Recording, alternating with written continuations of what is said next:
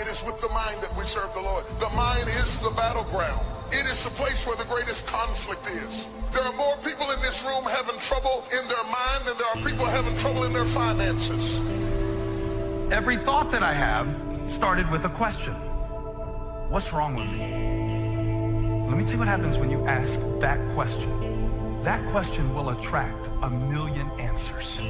The moment you say, what's wrong with me? The devil has a list, everything. He'll show you everything from your genetics to your jawline to everything. I mean, he'll just take everything. But your questions direct the integrity of your thoughts. The struggle is in your mind. Slept 8 hours and you wake up still tired. Your mind has been in turmoil all night long. You've been wrestling in your sleep. Your body went to sleep, but your mind is still caught up in a warfare. Your mind is the battleground.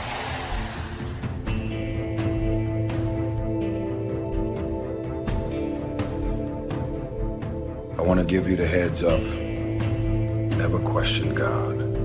When you're about to transition from one career move, one relationship, or one situation to the next, it's because you've gotten every confirmation in the world that it's your season to transition from where you are to where you're looking to be.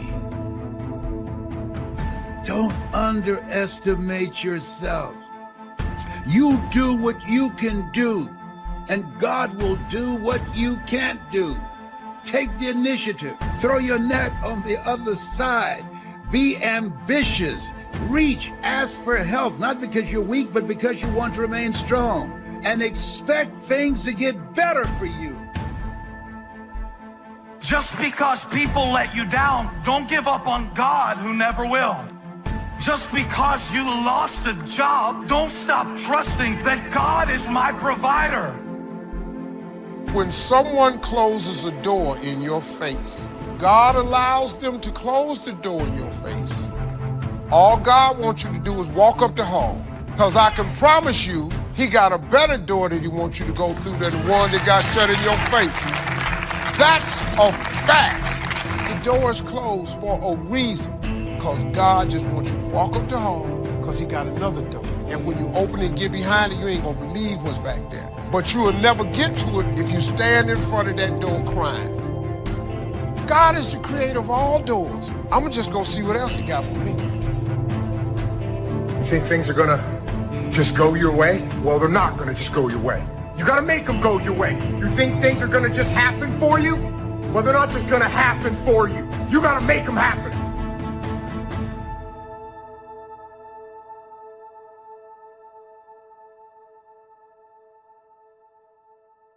So I want to challenge you to waste no more effort wrestling with other people.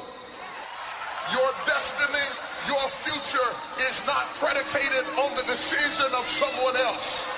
You wasted too much of your life trying to change other people's mind about you. It doesn't matter what they think about you. God is not going to bless you by their opinion. God is going to bless you by how you see yourself.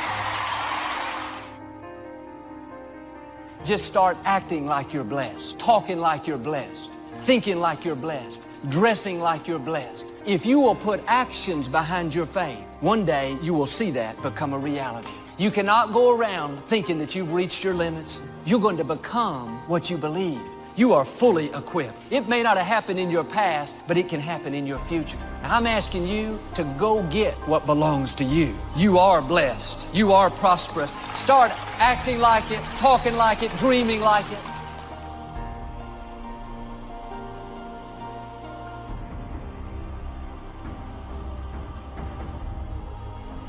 People who have not accepted greatness for themselves, these people don't study, ladies and gentlemen. They don't have time for personal growth and development. They don't have time to work on their minds. People can affect us. Our peers can affect us. Our environment can affect us. Just working consciously to overcome the poverty consciousness, the feeling constantly of saying you deserve this. There's no need for you to be afraid. It's not too good to be true. It's true because you've earned it.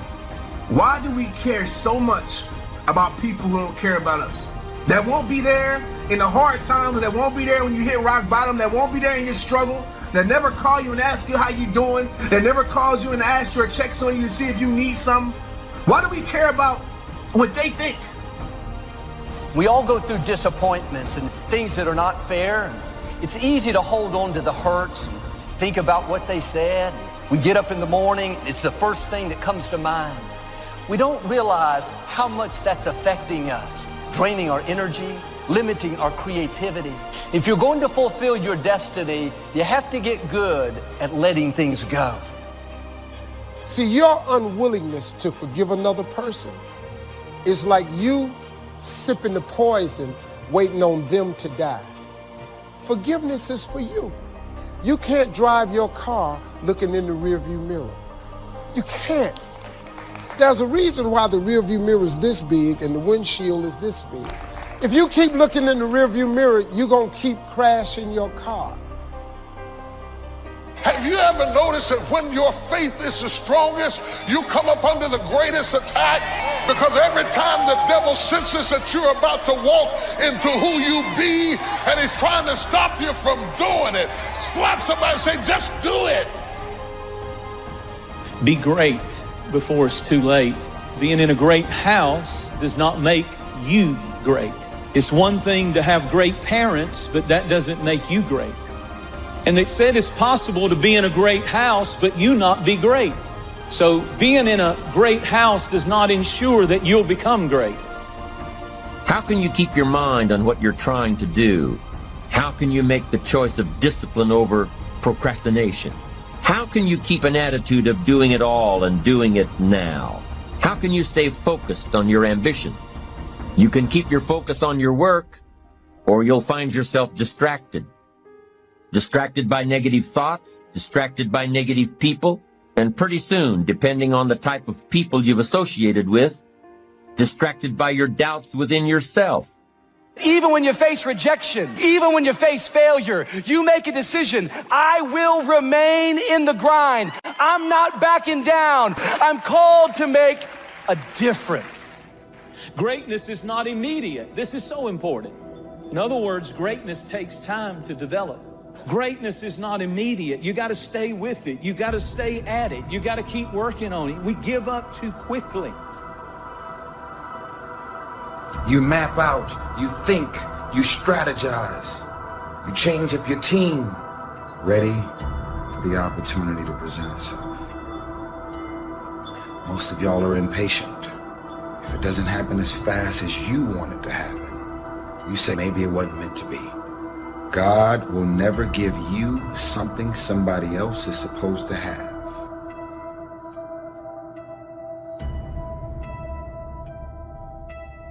I want you to write this down. There are two powers in life that every one of us have to deal with every day, that you can never control or stop. Is time and change. You cannot control time. You cannot control change. What's at the core of achieving the good life? The major key to the good life. It is not in mastering the attributes of leadership. Every day in 1,000 different ways, we are trying to improve ourselves by learning how to do things. We spend a lifetime gathering knowledge in classrooms and in experiences.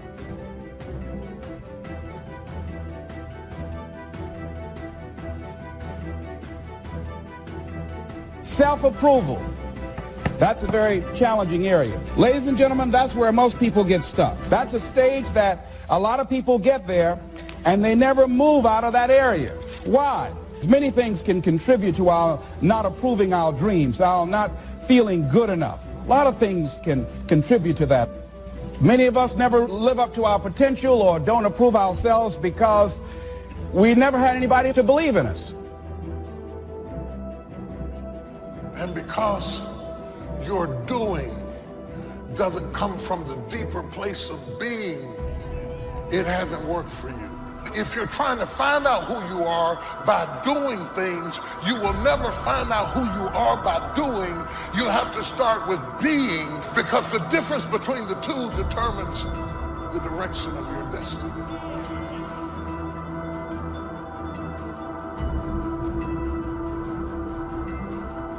I need to embrace the suffering. You know, there's something powerful that once you just sort of embrace the fact that in order to achieve something big, you've got to get rid of these distractions, you're probably going to have some suffering to get there or some sacrifice to get there.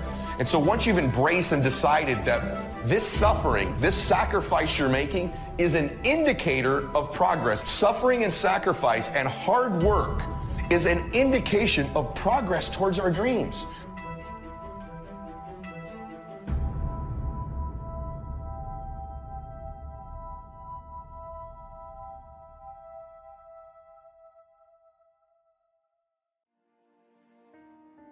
So easy. So easy to put things off. So easy to say, you're going to do it tomorrow. Well, I want you to reprogram your brain and tell yourself that tomorrow is not a viable option. You do it today. You get it done today. That's what you do. The journey is just the pieces that you have to go through. And you get to choose to enjoy those pieces, to have fun during those pieces. Because you know you're going to come out the other end, being the person you wanted to be. And you're going to see it before everybody else does. That I can guarantee you. When we go around dwelling on these negative, defeated thoughts, we are sending poison down through our system. We are telling our command center, the mind, this incredible tool God's given us to release defeat, failure, mediocrity. I wish for you that you might develop a growing awareness of the world around you and your possibilities in it. Develop a sense of history and destiny, and be grateful for the opportunity that you have to participate in that grand endeavor.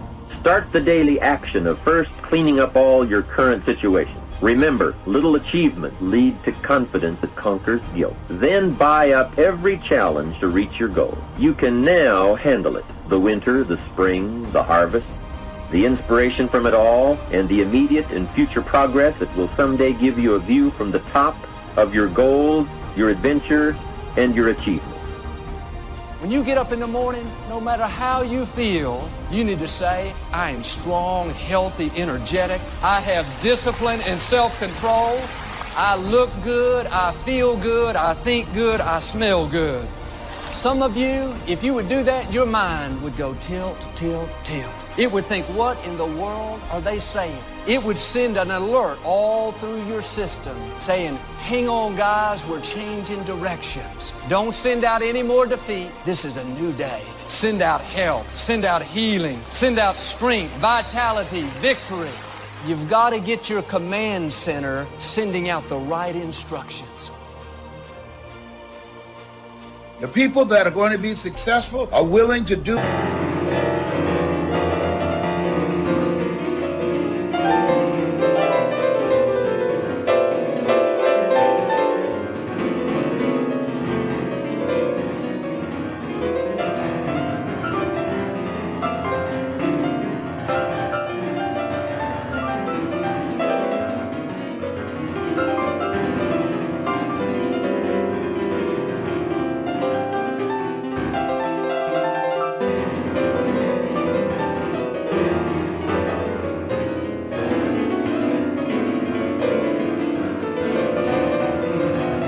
The things today others won't do in order to have the things tomorrow others won't have. What is it that most people won't do? Here's what they won't do. Learn something new.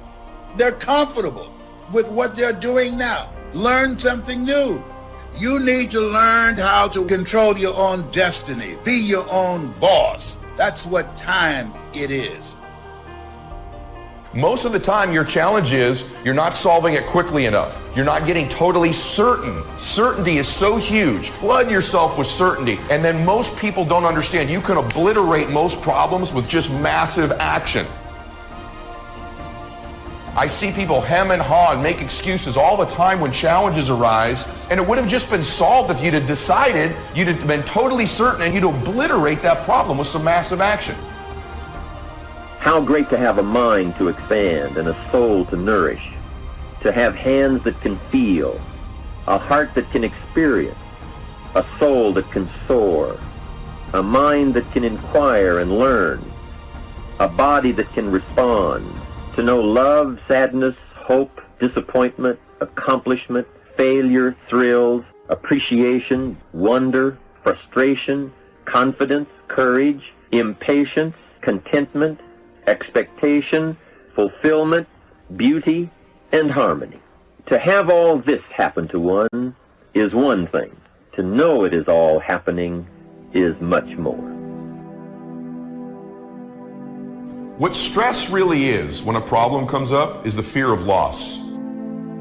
And what you do is you begin to give this a disempowering meaning, and you begin to feel like you're going to lose something. Which is why having a process means so much to me, because when I know I have a process to solve a problem, I'm so much less fearful of the loss or the stress that it's going to cause me.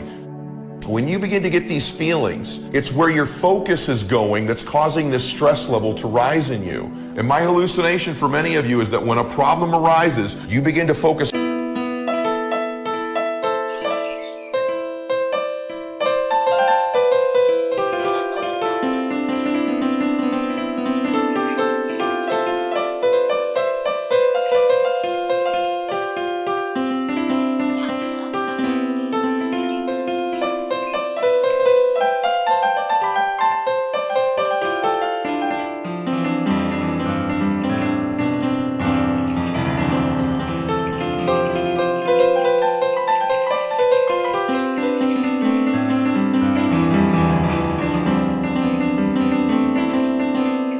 On the problem more than the solution, you begin to magnify your stress level, make a disempowering meaning, which is this fear you're going to lose something. If you're still wounded over a position you lost, you'll go to that new company defensive, not friendly. You're treating them based on what you've been through, but they had nothing to do with it. It's much more freeing when you learn to let things go. God will be your vindicator. He'll take care of who did you wrong. It's not your job to pay people back. They hurt you once. Don't let them continue to hurt you by holding on to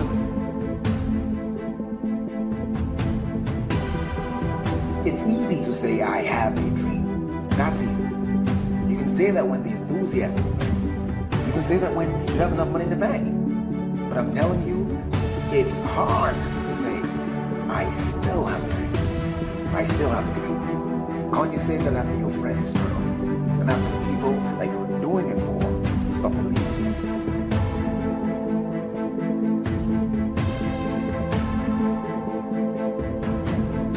Discouragement is deadly. It can get you off track. When you have a setback and you get discouraged, you can get set on the shelf. We all get discouraged. It's powerful. It is universal. It involves everybody, and it is recurring. It doesn't just happen one time in your life. Many of us never ever discover our greatness because we become sidetracked by secondary activity. We start doing so many things, we just give our time away until we don't have any time for ourselves or any time to do the things that we want to do. I'm saying to you that one day you look around and there goes a year, there goes 2 years, there goes 3 years. So if there's something you want to do it now. A man's life consists in how he managed time and change. We become what we are as a result of how we use time.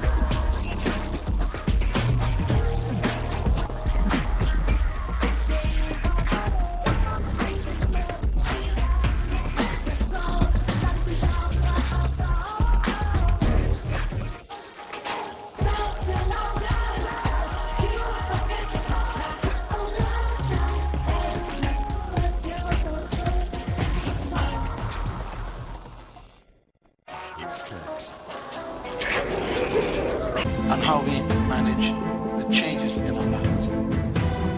Our mind comes as standard equipment at birth, and things that are given to us for nothing we place little value on. Things that we pay money for, we value.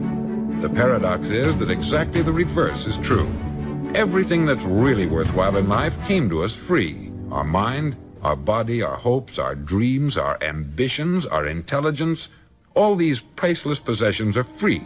But the things that cost us money are actually very cheap and can be replaced at any time.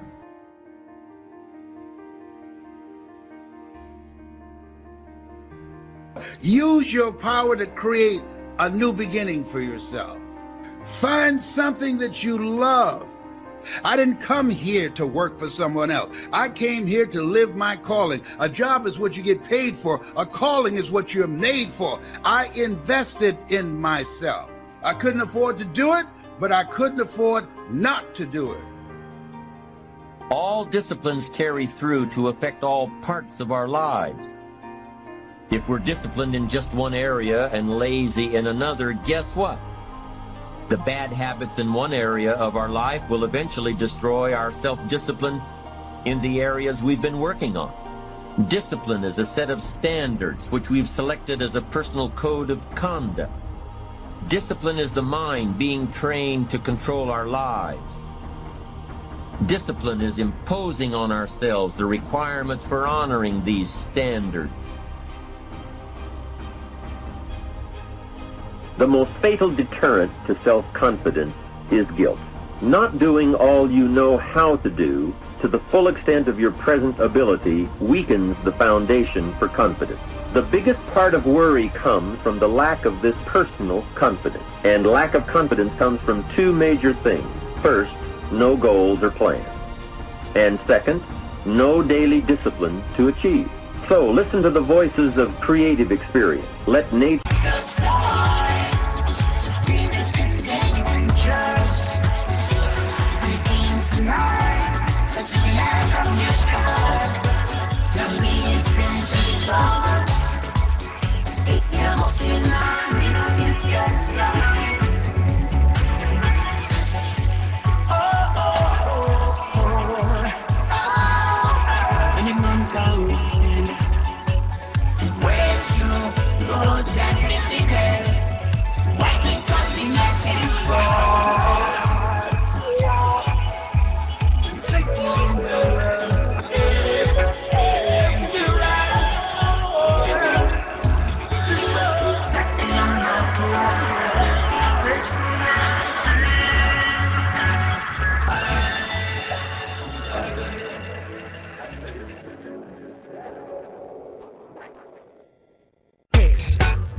Experience, wisdom, speak to you, and teach you. Remember, both opportunity and challenge await action.